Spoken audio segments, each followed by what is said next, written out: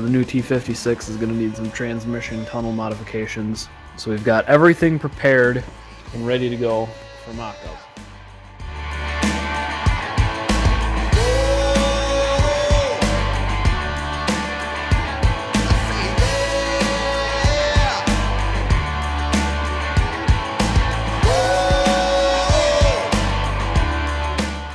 About a 1/4 inch from where it's gonna actually sit, so even though it looks like there's no clearance, it's gonna go down about a 1/4 inch, which gives us plenty of clearance.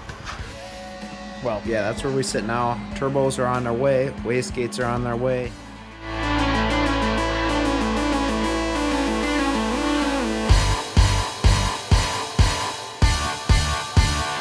Fuel cell sitting in there. It is. I have it just ever so slightly tilted back and level this way. So. Second, I thought it was going to give us even more problems. It wasn't wanting to go in.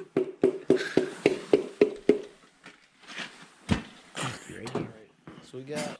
Yeah, it'd be something like. You can do a 90 straight out of the 90 would probably. Or a 45 and point them towards the middle. 45 would be cooler, I think.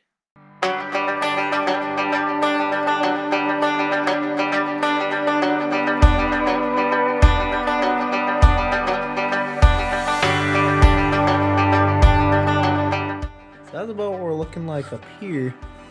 Come down yonder. I don't know if you can see in there. You can see the turbo ski just kind of hanging out down yonder.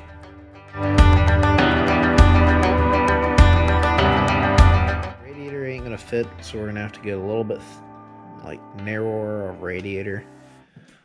Not a huge deal, but just a small inconvenience. Not a problem. It looks sick though. Also, Adam was also knocking it out of the park with wiring and mounting the model and stuff. The cage is finished. The dash is currently completely gutted. I honestly am starting to not mind the look. Adam cleaned it up pretty good, so maybe I'll just leave it like this. Maybe I'll put a dash back in. I'm gonna knock out the rest of these wastegate piping. That one I really gotta angle back around because I kind of may have jacked up the geometry on that just a smidge. Yeah, I think it's gonna look awesome. We gotta put the bull horns coming out of the side yet on both downspouts. In this video, we are reinforcing the rear end. That is why it's out of the car. Basically, what I'm going to be doing here is I'm going to be welding on the tubes onto the case right here, and I'm also going to be welding a tube, like roll cage tubing, right here, and it's going to come up over the top of the case, welded to the case, and down here on the other side, just for more reinforcement. I do not have the money to replace this diff currently, so I'm trying to make this last. Hopefully that behemoth does not break it. Alright, and we are back with a finished product. So everything is welded here nicely. Tubes are welded very nicely. Buzz a nice thing on there.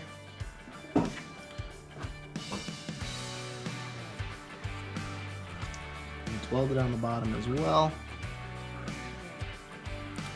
So I'm hoping this will strengthen the diff enough to at least survive. I'm gonna finish it.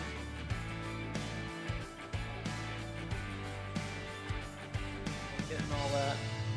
And we have our final product. We're mere days away from firing this unit up the first time. It's been a while since you guys seen this, so this is what it looks like. We're almost done with this thing. We're probably about a week or so away from firing it up. We're missing a few fittings over there yet, but minor details was already shipping on the way. We got our fuel cell back here, fuel pumps, one there and one up there. Fuel cell is in as well. I built this entire cold side, all these welds and stuff. These are my first attempts at welding aluminum, and I would think that they went relatively well, considering. So, I'll show you guys the interior real quick. So this is what the interior is looking like. I did another custom shifter, made out of sockets again. This one is actually really sweet and it's super tight. The shifter itself does not move at all. We also put in a detachable steering wheel because I have very long legs and it's hard for me to get in and out of this car. So that big boat steering wheel had to go. Super pumped to see this thing fire up.